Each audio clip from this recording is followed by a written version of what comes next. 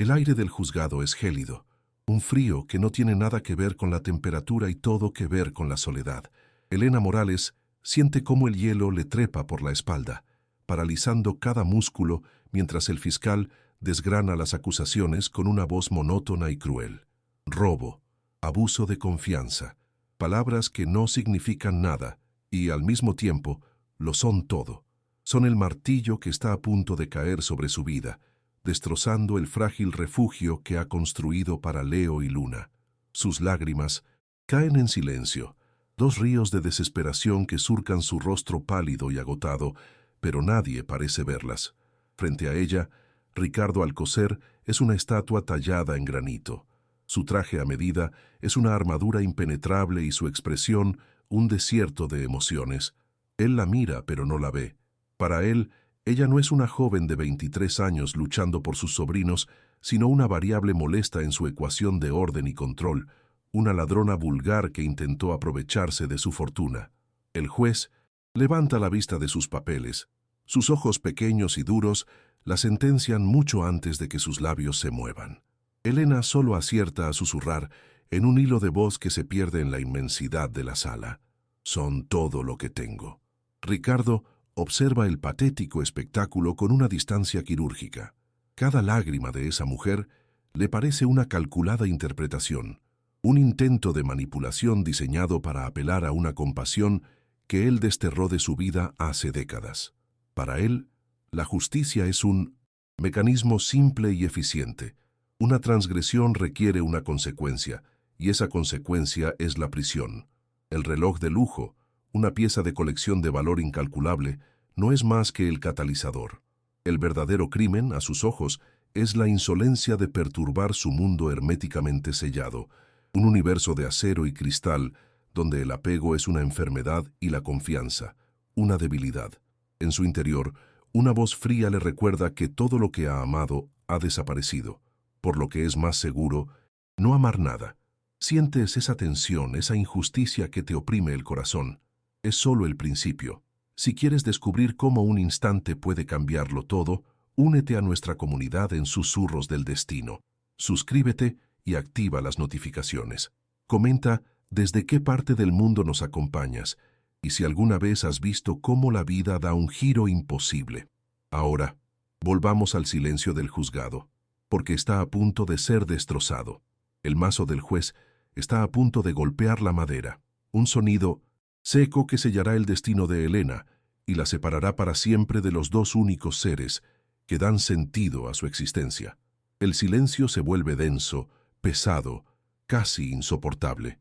Pero justo cuando el veredicto es inminente, las imponentes puertas de roble de la sala se abren de par en par con un chirrido que hace que todos se giren. Es Consuelo, la anciana ama de llaves de Ricardo, con el rostro desencajado por el pánico y la urgencia, empujando un carrito de bebé doble. De repente, el llanto agudo de uno de los bebés rompe la solemnidad del tribunal como un cristal al estallar. Por puro instinto, la mirada de acero de Ricardo se desvía hacia el carrito. Sus ojos se clavan primero en el rostro de Leo, congestionado por el llanto, y luego en el de Luna, cuyos ojos abiertos le observan con una calma desconcertante. Y entonces ocurre. En las facciones de esos niños, Ricardo no ve a dos extraños, sino un eco imposible de su propio rostro.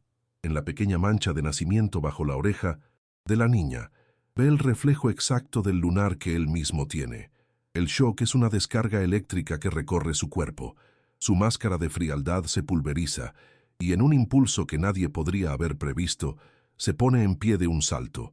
Su voz, rota y desconocida, resuena en toda la sala con una orden desesperada. «Detengan el juicio».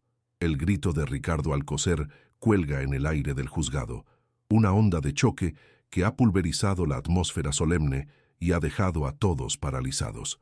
El juez, con el mazo a medio levantar, lo mira con una mezcla de estupefacción e irritación, mientras los abogados murmuran entre sí, completamente desconcertados. Pero Ricardo no ve a nadie. Su universo se ha contraído hasta abarcar únicamente a los dos pequeños seres en el carrito de bebé.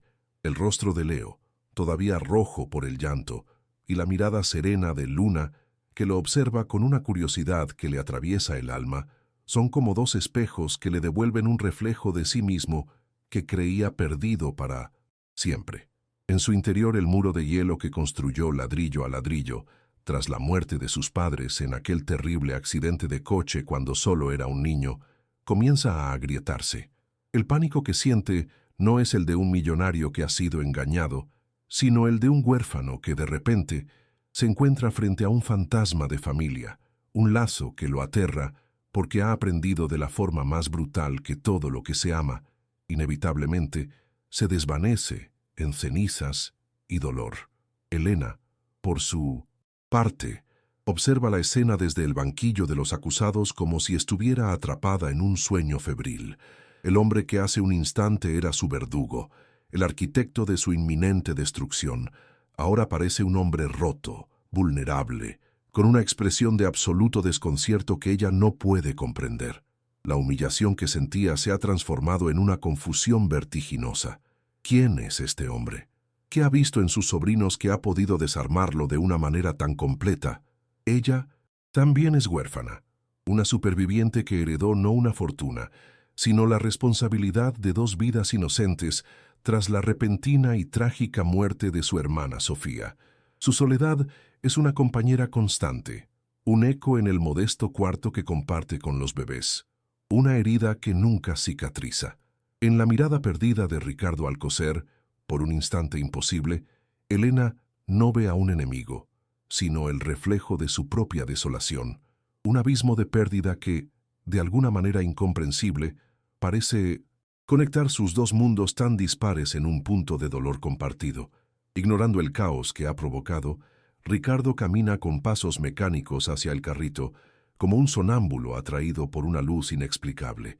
Se arrodilla, un gesto de sumisión que nadie en el mundo de los negocios le ha visto hacer jamás, y su mirada recorre cada facción de los gemelos. La forma de la nariz de Leo, la curva de la frente de Luna, ese lunar, idéntico al suyo, que es como una marca del destino. Su mente, acostumbrada a la lógica fría de los algoritmos y las proyecciones financieras, se rebela contra lo que sus ojos le gritan. El recuerdo de su esposa, fallecida hace años por una enfermedad implacable, se mezcla con la imagen de sus padres, creando un torbellino de fantasmas. Él es un viudo, no solo de una mujer, sino de cualquier posibilidad de afecto. Se prometió a sí mismo que nunca más volvería a construir algo tan frágil como el amor, y ahora el destino le presenta la prueba más cruel. 2. Pequeños cimientos de una familia que no pidió y que lo aterroriza con una intensidad que le roba el aliento. Sin dar explicaciones a nadie, Ricardo utiliza su poder para detener el proceso judicial de forma fulminante. Con una autoridad que no admite réplica, ordena que Elena y los niños sean trasladados a su ático, una fortaleza de cristal y acero en lo más alto de la ciudad. El viaje se realiza en un silencio denso, cargado de preguntas sin respuesta. Una vez allí, en la inmensidad fría y aséptica de su hogar, la tensión se vuelve casi insoportable. Ricardo los observa desde la distancia como si fueran especímenes extraños que han invadido su laboratorio. Su primera orden, dictada con una voz temblorosa que intenta sonar firme, es para su médico personal, una prueba de ADN de máxima urgencia. Necesita una certeza científica que aplaque la tormenta emocional que ruge en su interior.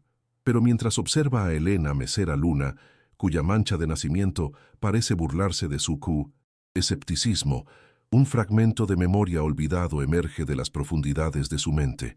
El rostro de otra mujer, una sonrisa triste, una noche de lluvia y un nombre que le hiela la sangre.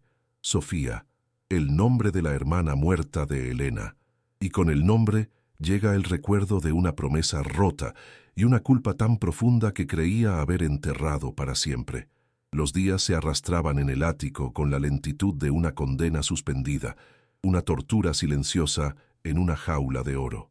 Ricardo los observaba, desde la distancia, como un científico que estudia una anomalía que amenaza con desbaratar todas sus teorías. Elena se movía por el espacio minimalista con el sigilo de un fantasma, temerosa de tocar algo, de romper el orden perfecto de aquel mausoleo de la soledad.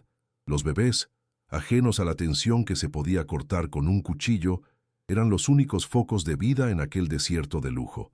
Sin embargo, la calma era una ilusión frágil. Una tarde, mientras una tormenta gris azotaba los ventanales, el llanto de Leo comenzó, un sonido agudo y lastimero que parecía nacer de una herida profunda. Elena lo tomó en brazos, lo meció, le cantó las nanas que su hermana Sofía solía cantarles, pero nada funcionaba. El llanto se convertía en un grito desesperado, un lamento que rebotaba en las paredes de mármol y cristal, amplificando la impotencia de Elena y el creciente desasosiego de Ricardo. El llanto de Leo no era un simple quejido de bebé, era una acusación, una manifestación sonora de todo el caos que había irrumpido en la vida perfectamente controlada de Ricardo Alcocer. El sonido le taladraba los oídos, pero más profundamente le perforaba la coraza de indiferencia que había tardado décadas en construir. Veía a Elena, con el rostro surcado por el sudor y las lágrimas de frustración, intentando inútilmente consolar al pequeño. En sus ojos, Ricardo no vio a una ladrona, ni a una oportunista, sino el reflejo de una desesperación que le resultaba vagamente familiar, un eco de su propia orfandad. Cada grito del niño era como un martillazo contra los cimientos de su fortaleza interior, despertando fantasmas que había mantenido a raya con una disciplina de hierro. Sentía una irritación creciente, un deseo primario de que aquel ruido insoportable cesara, pero bajo esa capa de molestia, una emoción desconocida y mucho más peligrosa comenzaba a agitarse, un impulso inexplicable de intervenir en aquel desastre emocional.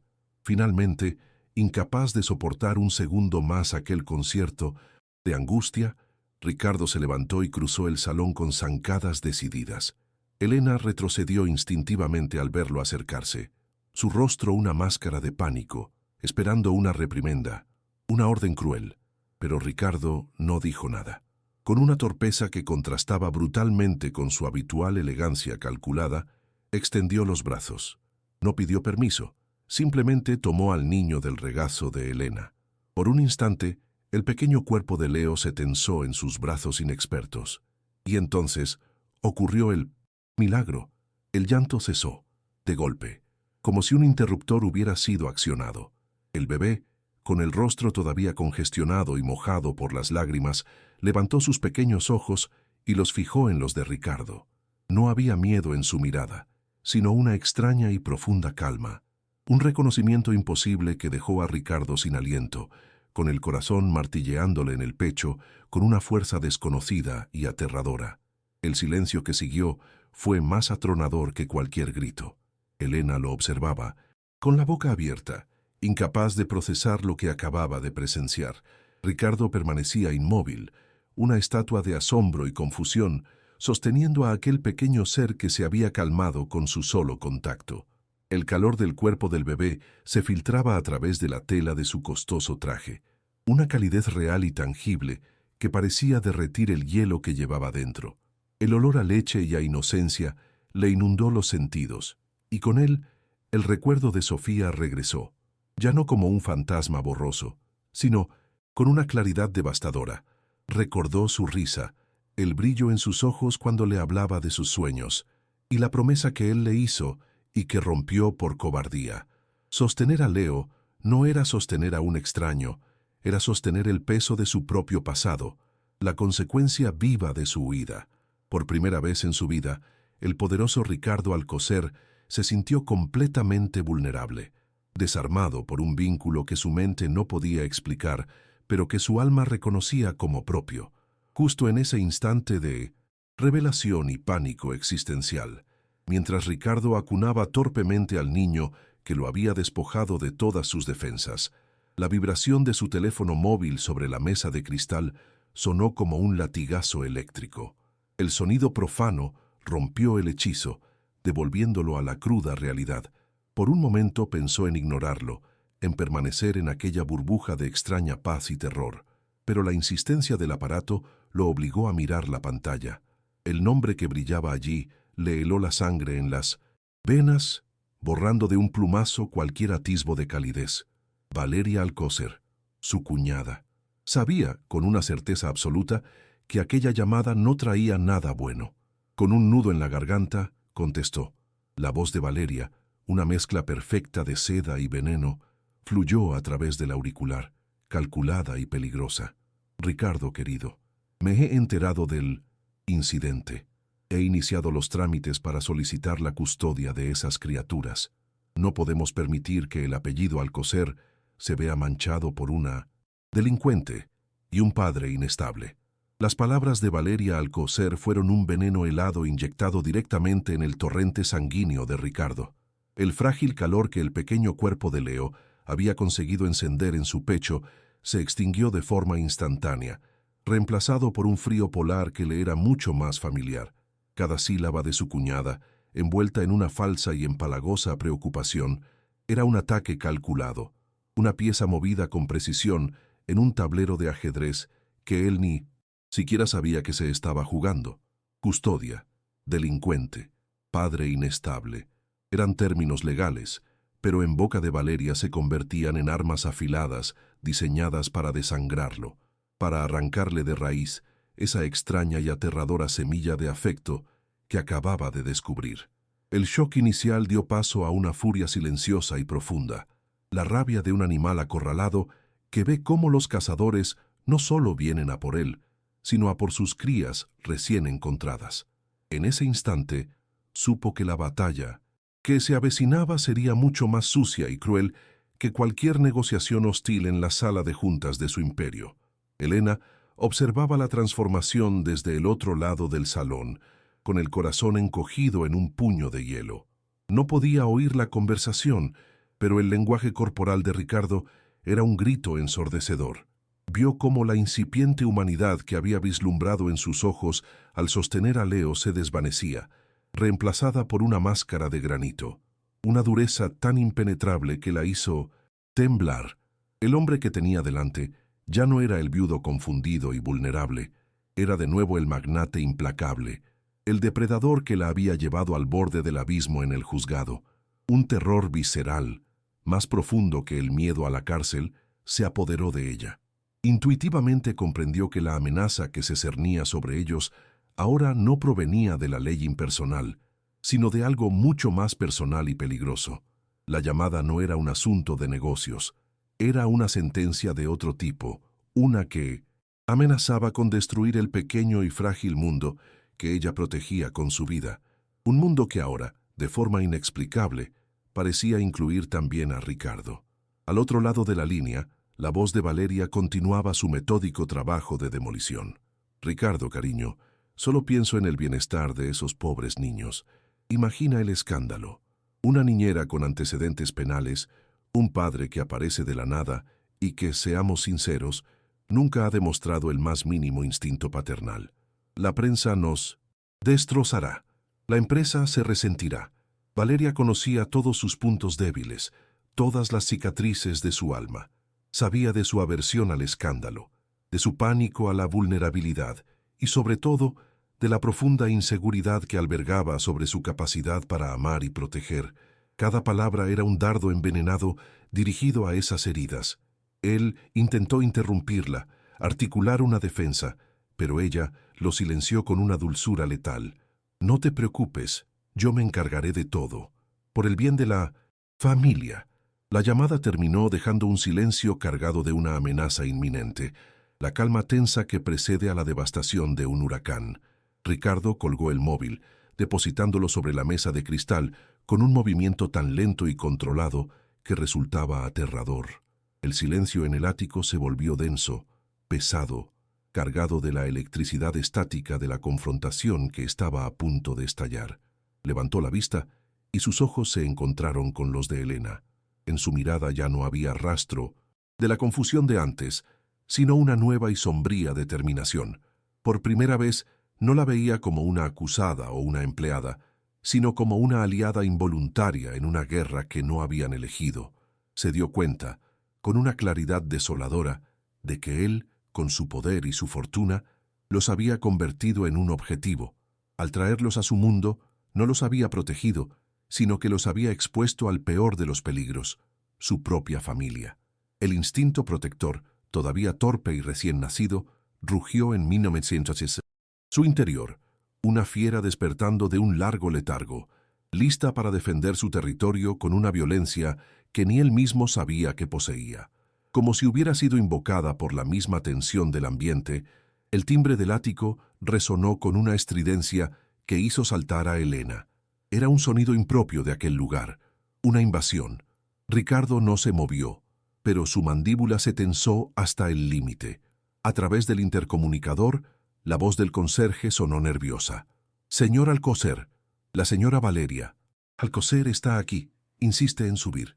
No hubo tiempo para una respuesta. Segundos después, las puertas del ascensor privado se abrieron directamente en el salón, revelando la figura de Valeria. Era la imagen de la elegancia depredadora, un vestido de diseño que se ceñía a su cuerpo como una segunda piel, joyas discretas pero increíblemente caras y una sonrisa que no llegaba a sus ojos fríos y calculadores. Entró en el ático como una reina reclamando su dominio, su mirada barriendo el espacio con un aire de propiedad, hasta que sus ojos se posaron en Elena, deteniéndose en ella con un desdén tan palpable que fue como una bofetada. Valeria ignoró deliberadamente a Ricardo, caminando con un contoneo estudiado directamente hacia Elena, que sostenía a Luna en brazos como si fuera un escudo. «Vaya, vaya, así que esta es la famosa niñera». La voz de Valeria era pura seda, pero las palabras estaban impregnadas de veneno. «Debo reconocer que tienes ambición». Miró a los bebés con una curiosidad clínica, como si evaluara ganado. «Son monos, supongo, aunque no veo el parecido con la familia». Cada palabra era una humillación calculada, un intento de reducir a Elena a una simple aventurera, una intrusa insignificante en su mundo de poder y linaje. Elena sintió que la sangre le hervía en las venas, pero el miedo la mantenía paralizada. Sabía que cualquier respuesta sería utilizada en su contra por aquella mujer que la miraba no como a una persona, sino como a un obstáculo que debía ser eliminado, aplastado sin contemplaciones para conseguir sus fines. «Ya basta, Valeria».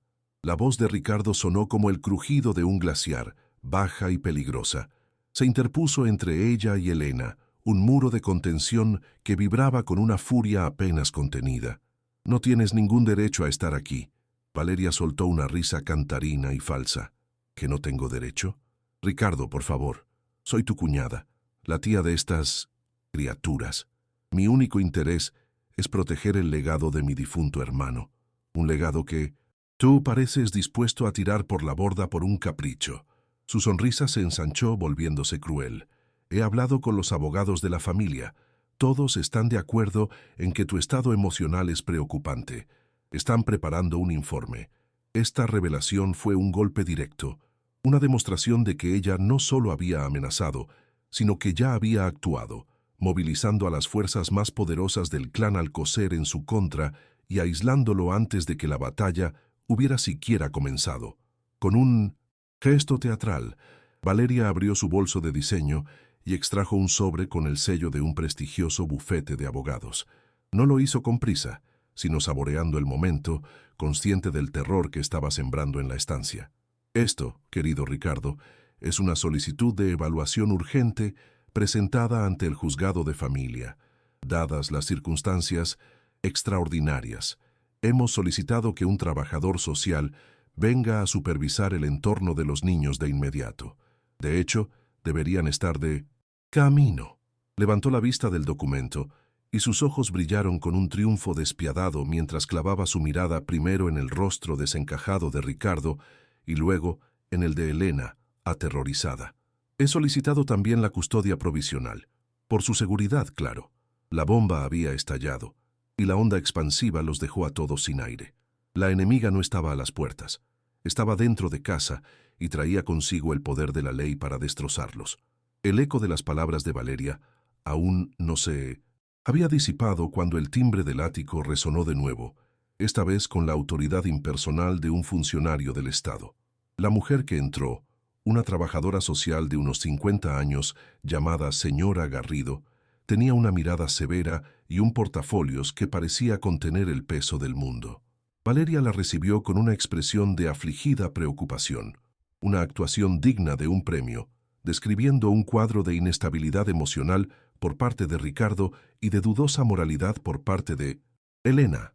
Ricardo intentó intervenir, su voz un trueno contenido, pero cada una de sus protestas solo servía para reforzar la imagen de hombre volátil y fuera de control que Valeria había pintado con tanta maestría. Elena, por su parte, se sentía como un insecto atrapado bajo un cristal, observada, juzgada y condenada, sin poder emitir un solo sonido que no fuera interpretado como la admisión de una culpa que no le correspondía. La humillación era un veneno lento, paralizando su voluntad y ahogando su esperanza en un mar de desesperación. La señora Garrido inició su inspección con una eficiencia gélida, recorriendo el lujoso pero impersonal ático con ojos que no veían el arte ni el diseño, sino la ausencia de un hogar. Valeria, siempre un paso por delante, actuaba como una guía turística del desastre, señalando la falta de juguetes, la esterilidad de las habitaciones, la atmósfera opresiva. Cada rincón del mundo de Ricardo era retorcido y presentado como una prueba de su incapacidad para ser padre. No es un lugar para niños, es un museo, susurraba Valeria con una falsa pena. Elena, que había pasado las últimas horas intentando crear un pequeño nido de calor en medio de aquel desierto de mármol, veía cómo sus esfuerzos eran desmantelados y convertidos en armas en su contra. La cuna improvisada, el biberón recién esterilizado, todo era presentado como la chapuza de una aficionada, de una mujer que no estaba a la altura. La injusticia era tan palpable que le costaba respirar, sintiendo cómo el aire mismo de aquella jaula de oro se enrarecía hasta volverse tóxico. El golpe de gracia llegó en la modesta habitación que se le había asignado a Elena. Con una sincronización perfecta, Valeria abrió un pequeño cajón de la cómoda, fingiendo buscar algo para los bebés. Con un pequeño grito ahogado de sorpresa, extrajo una pequeña bolsa de tela. La vació sobre la cama y de ella cayeron varios billetes de alta denominación y una diminuta bolsita de plástico transparente que contenía un polvo blanco. El silencio que se produjo fue absoluto y devastador. «No puede ser», susurró Elena, su voz rota por la incredulidad y el pánico. La señora Garrido la miró con un desprecio helado, su expresión endureciéndose hasta convertirse en una máscara de condena. Valeria se llevó una mano a la boca, interpretando el papel de la tía horrorizada a la perfección. Ricardo, por un instante, pareció a punto de estallar, pero la mirada triunfante y desafiante de su cuñada lo detuvo en minutos y seco. Había sido una jugada maestra, una trampa perfecta de la que no había escapatoria posible.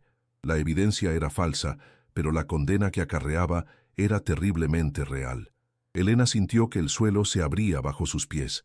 Aquella bolsita, aquel dinero, eran un ancla que la arrastraba a un abismo del que sabía que no podría salir. Sus ojos buscaron desesperadamente los de Ricardo, buscando un salvavidas, una brizna de fe en medio de aquel océano de mentiras. Pero lo que encontró fue un reflejo de su propio horror, la mirada de un hombre que, a pesar de todo su poder, estaba tan atrapado como ella. En ese instante comprendió la verdadera naturaleza del mal que encarnaba Valeria. No era la ambición cruda, sino una crueldad metódica, un placer sádico en la destrucción del otro. Las lágrimas de impotencia quemaban sus mejillas, lágrimas no por ella misma, sino por Leo y Luna. Los había protegido de la pobreza, del frío, de la soledad, solo para entregarlos sin saberlo a una jauría de lobos vestidos con trajes de diseño. El grito de su alma era silencioso, pero ensordecedor, una súplica a un universo que parecía haberse vuelto sordo y ciego ante su sufrimiento. Ricardo Alcocer, el hombre que movía mercados con una sola llamada, el titán de la industria que doblegaba voluntades con una mirada, se sintió completamente impotente. Cada palabra que intentaba pronunciar sonaba hueca, la defensa desesperada de un hombre acorralado. La señora Garrido ya no lo escuchaba, solo veía lo que Valeria quería que viera: un millonario errático, una niñera drogadicta y dos niños en grave peligro. La furia que sentía era un volcán a punto de entrar en erupción, pero sabía que cualquier explosión solo confirmaría el diagnóstico de Valeria. Estaba encadenado por su propia reputación, por su propia frialdad pasada. Se dio cuenta de que durante años había construido un imperio de acero y cristal, pero había olvidado cómo construir un hogar, cómo defender un afecto. La culpa por haber abandonado a Sofía lo golpeó con la fuerza de un tren de mercancías. Estaba pagando el precio de su cobardía, y el precio era la vida de sus hijos, dos pequeñas luces que apenas empezaban a derretir el permafrost de su corazón.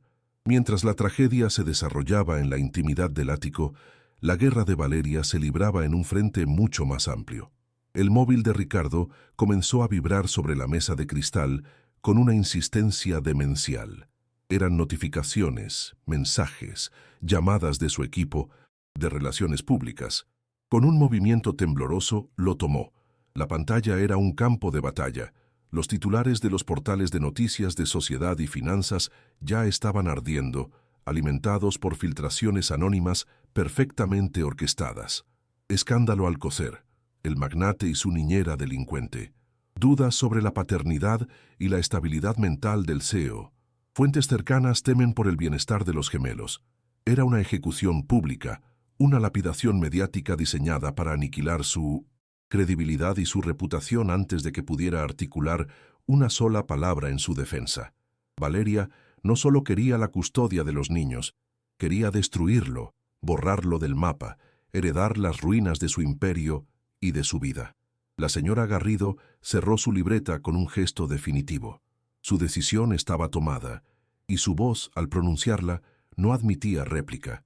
Dadas las circunstancias, la evidencia encontrada y el manifiesto ambiente de inestabilidad, mi deber es retirar a los menores de este domicilio y ponerlos bajo la tutela temporal de los servicios sociales hasta que un juez determine lo contrario.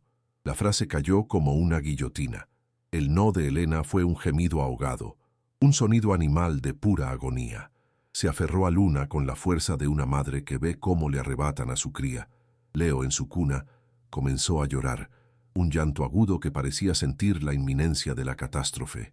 Ricardo dio un paso al frente, su cuerpo temblando de una rabia que amenazaba con desgarrarlo por dentro, pero dos agentes de seguridad que habían acompañado a la trabajadora social se interpusieron. Sus rostros impasibles eran un muro infranqueable. La humillación era total.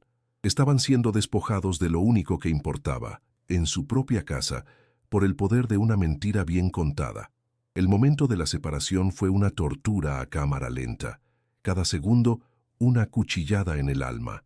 La señora Garrido, con una delicadeza profesional que resultaba obscena, tomó a Luna de los brazos de Elena. El contacto se rompió y con él una parte del espíritu de Elena se desgarró para siempre. Otro funcionario recogió a Leo de la cuna, ignorando su llanto desconsolado. Ricardo observaba la escena petrificado, una estatua de dolor y fracaso. Veía cómo sus hijos, su recién descubierto propósito, su única oportunidad de redención, le eran arrebatados y llevados hacia el ascensor por extraños. Valeria observaba desde un rincón, una sonrisa casi imperceptible jugando en sus labios. La depredadora satisfecha tras una caza exitosa. Las puertas metálicas del ascensor se cerraron con un sonido suave y definitivo, cortando el llanto de los bebés y dejando tras de sí un silencio absoluto, un vacío más profundo y desolador que cualquier soledad que Ricardo hubiera conocido jamás. Todo estaba perdido. La oscuridad había ganado. El silencio que siguió a la partida de los niños fue una entidad física, un peso aplastante que absorbió todo el aire del ático. Ricardo se quedó inmóvil, frente a las puertas cerradas del ascensor, una efigie de fracaso tallada en piedra, cada músculo de su cuerpo tenso hasta el punto de la rotura. El eco del llanto de Leo todavía resonaba en sus oídos, una tortura fantasmal que le recordaba su absoluta y humillante impotencia. A sus espaldas, el sonido de un cuerpo cayendo al suelo lo sacó de su trance. Elena se había derrumbado sobre la alfombra de seda, su cuerpo sacudido por sollozos silenciosos y desgarradores que hablaban de un dolor más allá de las lágrimas. En la desolación de aquel momento, en la ruina de sus esperanzas, Ya no eran el millonario y la niñera, sino dos náufragos compartiendo los restos de un mismo barco hundido, unidos por una agonía que borraba todas las distancias sociales y las acusaciones pasadas. Pero la parálisis del shock no podía contener por mucho tiempo al depredador que habitaba en Ricardo Alcocer. La desesperación, en lugar de ahogarlo, encendió una furia fría y calculadora en las profundidades de su ser. Dejó a Elena en su océano de dolor y caminó con paso decidido hacia su despacho, un santuario de poder que había sido profanado. Su teléfono se convirtió en un arma. No llamó a sus abogados corporativos, sino a Mateo, su jefe de seguridad, un hombre cuya lealtad había sido forjada en crisis mucho más sucias que las de la bolsa. Su voz, al hablar, ya no era la de un padre derrotado, sino la de un general iniciando una contraofensiva en territorio enemigo. Quiero vigilancia sobre Valeria. 24/7. Investiga a la trabajadora social, a la señora Garrido, y quiero el nombre del técnico del laboratorio que procesó mi prueba de ADN. Revisa sus finanzas, sus llamadas, su vida entera. Quiero encontrar la grieta en su armadura, y voy a reventarla. Mientras Ricardo desataba a sus sabuesos, el dolor de Elena comenzó a transformarse. El torrente de lágrimas se secó, dejando tras de sí la tierra quemada de una resolución helada. Se levantó del suelo, sus movimientos lentos, como si cada articulación le doliera. Su mente, en un intento desesperado por encontrar sentido al caos, retrocedió en el tiempo, repasando cada detalle, cada conversación, cada mirada. Y entonces, un recuerdo insignificante emergió de la niebla, una pequeña pieza de un rompecabezas monstruoso. El día en que el reloj desapareció, recordó haber visto a Valeria en el pasillo que conducía al despacho de Ricardo, algo inusual, ya que ella siempre anunciaba sus visitas con fanfarria. Parecía nerviosa, apurada. En ese momento no significó nada, pero ahora, a la luz de la catástrofe, era un faro. Se acercó a Ricardo, interrumpiéndolo con una mano temblorosa en su brazo. La vi, el día del reloj. Vi a Valeria cerca de tu despacho. La revelación de Elena fue la primera piedra que desvió el curso del río de la desesperación. Ricardo colgó el teléfono y la miró. Realmente la miró por primera vez, no como una carga o una acusada, sino como una aliada. Sus palabras no eran una acusación desesperada, sino una pieza de inteligencia crucial que encajaba perfectamente con la estrategia de Valeria. Él mismo, cegado por su arrogancia y su prejuicio inicial, nunca se había molestado en revisar las grabaciones de seguridad de su propia casa, convencido de la narrativa más simple: la empleada pobre roba al jefe rico. Con una nueva urgencia, dio la orden a Mateo de recuperar las grabaciones de ese día específico. La espera se convirtió en una nueva forma de tortura, pero era una tortura diferente, una cargada de una tensión eléctrica, de la posibilidad de que la verdad por fin estuviera a punto de mostrar su rostro. En el silencio del ático, dos mundos opuestos se habían fusionado en un único frente de batalla. Las primeras piezas del contraataque comenzaron a llegar, gotas de esperanza en un desierto de derrota. Mateo llamó de nuevo, su voz profesional, pero con un matiz de excitación. El técnico del laboratorio, un hombre con un sueldo modesto, había realizado un depósito en efectivo de 50.000 euros al día siguiente de entregar los resultados no concluyentes del ADN. No era una prueba irrefutable, pero era el olor a podrido que Ricardo necesitaba. Casi simultáneamente, un archivo de vídeo encriptado llegó a su ordenador. Juntos, Elena y él observaron en la pantalla gigante cómo la figura elegante de Valeria aparecía en el pasillo de seguridad, mirando nerviosamente a su alrededor antes de desaparecer por un punto ciego que conducía a la puerta de servicio del despacho. La imagen no la mostraba robando, pero sí la situaba en la escena del crimen, tejiendo el primer hilo de la red que pensaban lanzar sobre ella. La balanza, imperceptiblemente, comenzaba a moverse.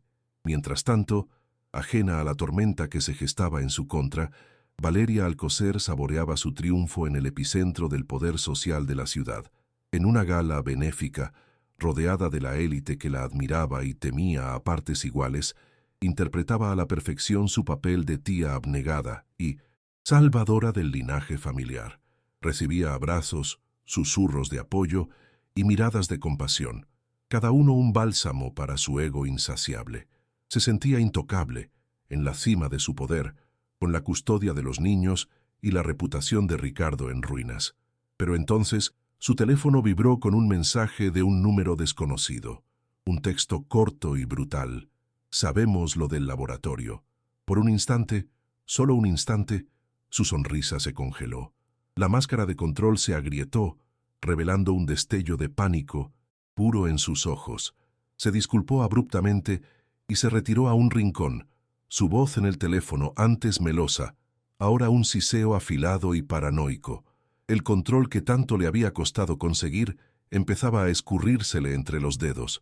De vuelta en el ático, la puerta se abrió para revelar a Consuelo, la anciana ama de llaves, con el rostro surcado por la culpa.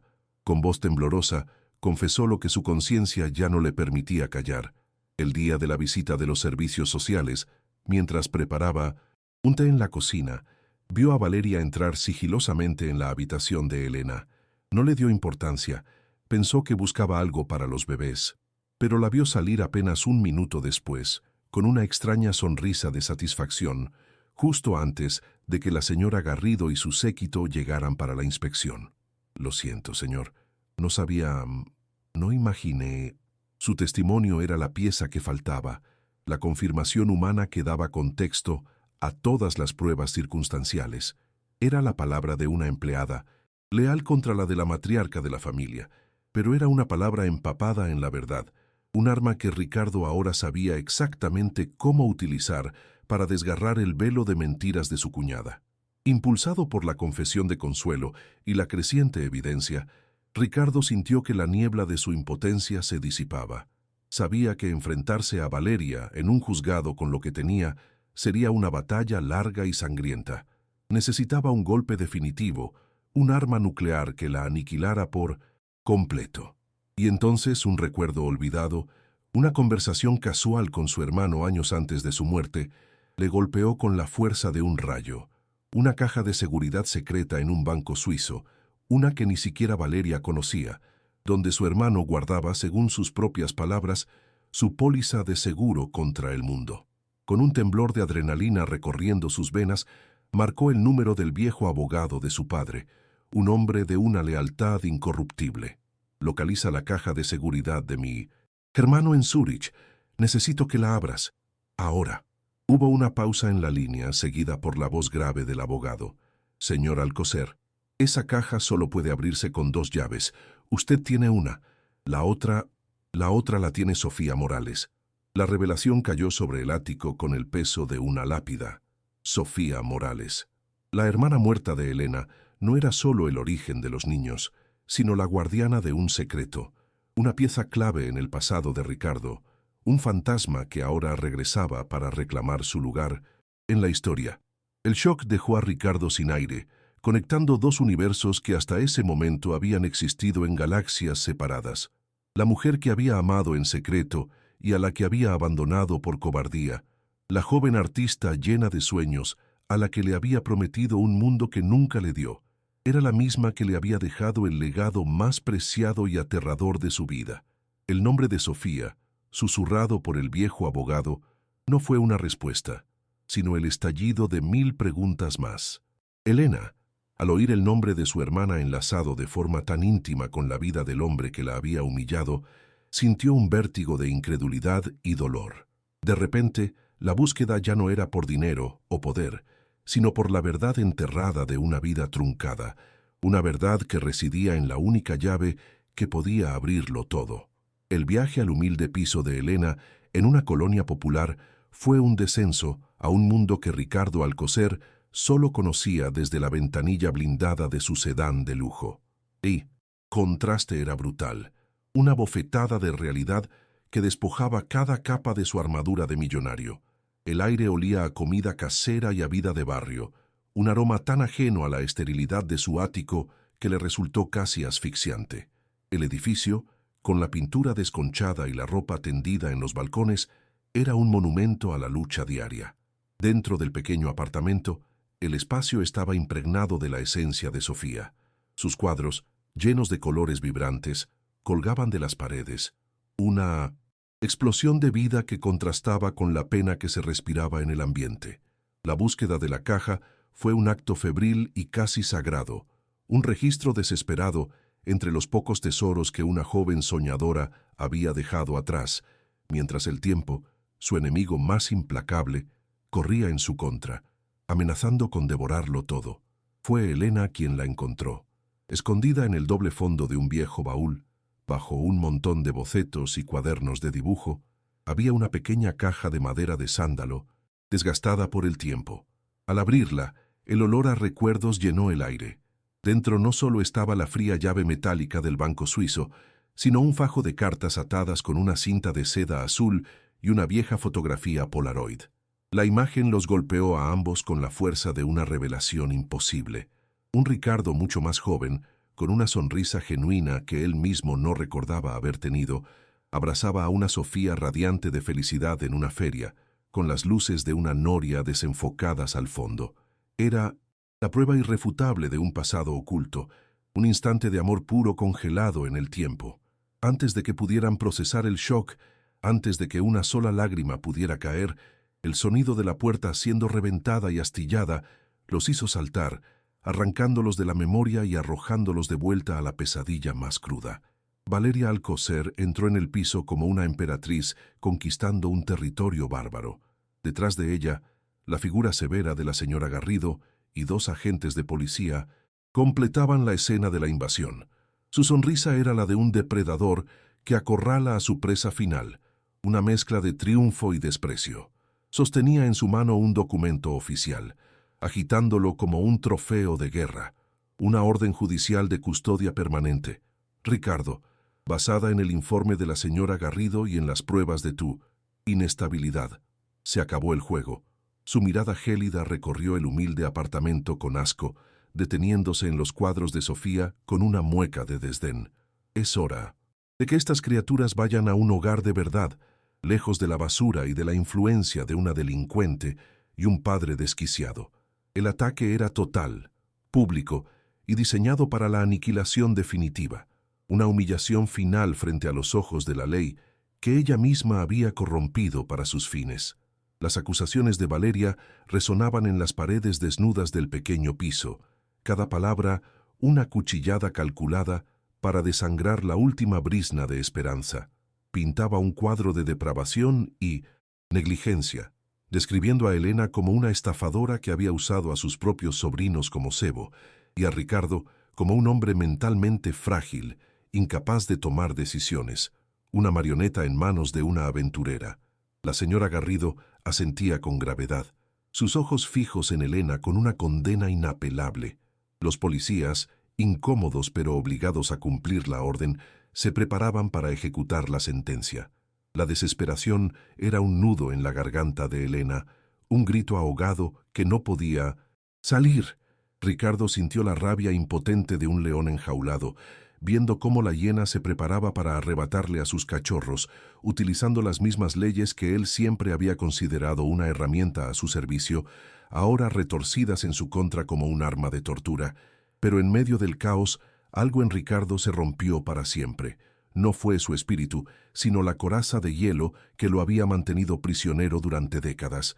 Ignorando las órdenes y las amenazas, con un movimiento casi reverencial, tomó la primera carta del fajo que aún sostenía en su mano temblorosa. Su voz, al principio un susurro quebrado por el dolor, comenzó a leer en voz alta, llenando el silencio tenso. Mi querido Ricardo, te escribo porque mi miedo es más grande que mi orgullo. Te amo, pero tu mundo, tu familia, Valeria me ha dicho cosas terribles, me ha amenazado. Dice que me destruirá si no me alejo de ti. Cada palabra de Sofía, leída por el hombre que la amó, era un eco del pasado que se convertía en una acusación presente, un testimonio desde la tumba que desnudaba la crueldad de Valeria ante los testigos que ella misma había traído para su coronación. El clímax llegó con la última carta, la que Sofía había escrito poco antes de morir. Ricardo tuvo que detenerse, ahogado por las lágrimas que por fin se permitía derramar, lágrimas de arrepentimiento, de pérdida, de un amor que había traicionado por miedo. Con un esfuerzo sobrehumano, continuó leyendo. Estoy embarazada. Y son 2. Nótelo. Diré, mi amor, no porque no te quiera a su lado, sino porque quiero protegerlos. Protegerlos de ella, de la ambición que envenena el apellido Alcocer. Si algo me pasa, solo rezo para que el destino los ponga en manos de alguien que los ame como yo. Prométeme que, si alguna vez los encuentras, romperás las cadenas de esta familia y serás el padre que sé que puedes ser. La confesión final, el ruego de una madre moribunda, fue una bomba emocional que devastó la habitación. Ricardo se derrumbó de rodillas, su llanto el de un hombre que ha perdido y encontrado su alma en el mismo instante insoportable. A través de la niebla de su dolor, una nueva fuerza emergió de las ruinas de Ricardo Alcocer. Se puso en pie. Sus ojos, rojos por el llanto, ya no reflejaban debilidad, sino una determinación forjada en el fuego del arrepentimiento. Se colocó delante de Elena, protegiéndola con su propio cuerpo, un escudo humano contra la maldad que los acechaba. Miró directamente a Valeria, y por primera vez ella vio en sus ojos no al hombre de negocios que podía manipular, sino a un padre dispuesto a quemar el mundo por sus hijos. Su voz, cuando habló, ya no era un grito, sino una declaración solemne y definitiva que selló el destino de todos en aquella habitación. Son mis hijos, y esta, dijo, señalando a la aterrorizada pero firme Elena, es mi familia. Se acabó, Valeria. Tu reinado de mentiras y veneno termina aquí, hoy. El impacto de sus palabras fue absoluto. La máscara de suficiencia de Valeria se hizo añicos, revelando el rostro pálido y contraído del pánico. Intentó balbucear una negación, acusarlos de falsificar las cartas, pero su voz temblaba, despojada de toda autoridad. La señora Garrido y los policías la miraban ahora con una nueva luz, la de una manipuladora cruel y sin escrúpulos. Consuelo, que había llegado poco después que Ricardo, dio un paso al frente, con sus ojos ancianos llenos de lágrimas y de justicia. Yo misma vi a la señorita Sofía escribir muchas de esas cartas. Su caligrafía es inconfundible. El testimonio final fue el último clavo en el ataúd de la mentira de Valeria. Los agentes bajaron la mirada, avergonzados, y la trabajadora social rompió la orden judicial en un gesto de renuncia. Expuesta, derrotada y humillada públicamente, Valeria Alcocer se quedó sola en el centro de la habitación, el veneno de su propio plan consumiéndola desde dentro, mientras a su alrededor las ruinas de su imperio comenzaban a derrumbarse. El derrumbe de Valeria. Alcocer fue tan silencioso como devastador. No hubo gritos ni forcejeos, solo el sonido de un imperio de mentiras desmoronándose en el aire viciado del pequeño apartamento. La señora Garrido, con el rostro pálido por la vergüenza de haber sido una marioneta en aquel cruel teatro, recogió los pedazos de la orden judicial rota y, sin atreverse a mirar a Ricardo o a Elena, se retiró con una dignidad maltrecha. Los policías, liberados de una orden que ahora sabían injusta, ofrecieron una disculpa torpe y siguieron a la trabajadora social, dejando a Valeria sola en medio del salón, una estatua de arrogancia pulverizada. Su derrota no fue solo legal, sino existencial. Había perdido el poder, el respeto y, sobre todo, el control que era el aire que respiraba. Ricardo la observó marcharse, no con odio, sino con una lástima fría, comprendiendo que ella era la verdadera prisionera, encadenada a una ambición que la había consumido por completo. Cuando la puerta se cerró, el silencio que quedó no era de vacío, sino de un espacio sagrado donde 2 almas rotas y 2 vidas inocentes podían, por fin, empezar a respirar.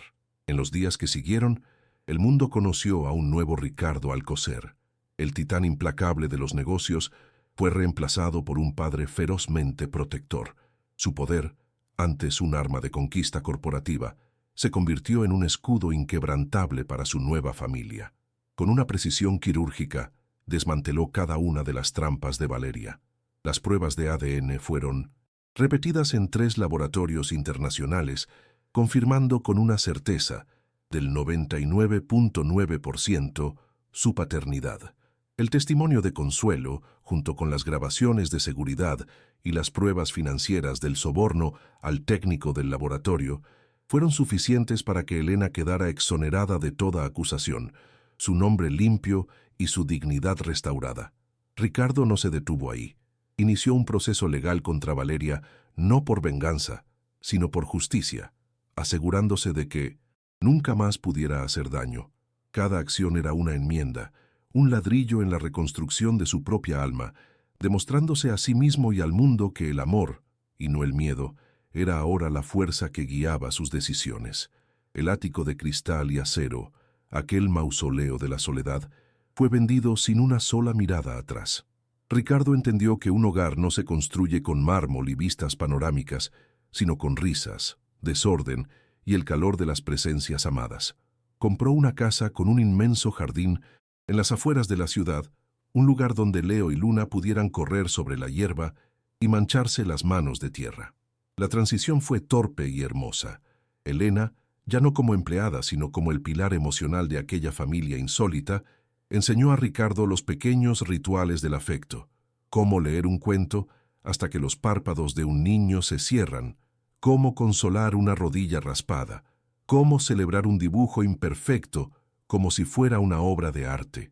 Y Ricardo, a su vez, le ofreció a Elena la seguridad y el apoyo que nunca había tenido, animándola a retomar los estudios que la tragedia la obligó a abandonar. Entre ellos, creció un vínculo forjado en el respeto mutuo y un amor silencioso, profundo y sanador, que florecía en la normalidad de los días compartidos.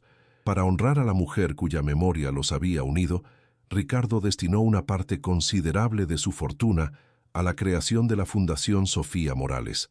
No era un acto de caridad para limpiar su conciencia, sino la materialización de su nueva filosofía de vida. La fundación se dedicó a apoyar a madres solteras y a niños huérfanos, ofreciéndoles no solo ayuda económica, sino también el respaldo legal, psicológico y educativo que necesitaban para construir un futuro digno. Elena, con sus estudios de trabajo social casi concluidos, se convirtió en el corazón y el alma del proyecto, su empatía y su propia experiencia vital guiando cada decisión. La fundación se convirtió en un faro de esperanza, un legado que transformaba el dolor del pasado en oportunidades para el futuro, demostrando que la verdadera riqueza no consistía en acumular, sino en la capacidad de generar un impacto positivo en la vida de los demás, un eco de amor que se extendía mucho más allá de las paredes de su propio hogar. 3 años después, el sol de la tarde doraba el césped del jardín. Ricardo, vestido con unos vaqueros y una simple camiseta, empujaba un columpio donde Luna reía a carcajadas, su cabello al viento. A pocos metros, Leo, con una concentración absoluta, intentaba enseñarle a un cachorro a sentarse. Elena los observaba desde el porche, con un libro en el regazo y una sonrisa serena que iluminaba su rostro. La paz de la escena era tan profunda y real que parecía borrar cualquier vestigio de la tormenta que habían atravesado. Ricardo se acercó a ella y, en un gesto natural, le rodeó los hombros con un brazo, compartiendo el calor y el silencio cómplice. Ya no eran el millonario y la niñera, ni 2 náufragos, sobreviviendo a una catástrofe. Eran una familia imperfecta, improbable y absolutamente real.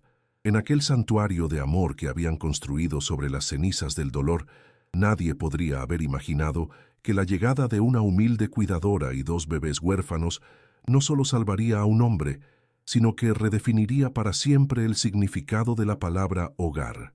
Si esta historia te ha recordado que el amor puede derribar cualquier muralla, déjanos un corazón para saber que ha llegado a ti. ¿Crees en las segundas oportunidades que nos regala el destino para sanar las heridas del pasado? Comenta si piensas que la verdadera familia es aquella que se construye con protección y ternura, más allá de los lazos de sangre. Suscríbete a Susurros del Destino, para no perderte más historias que nos devuelven la fe en el poder transformador del afecto. Dale a me gusta si tú también crees que un corazón roto puede aprender a amar de nuevo, con más fuerza que nunca.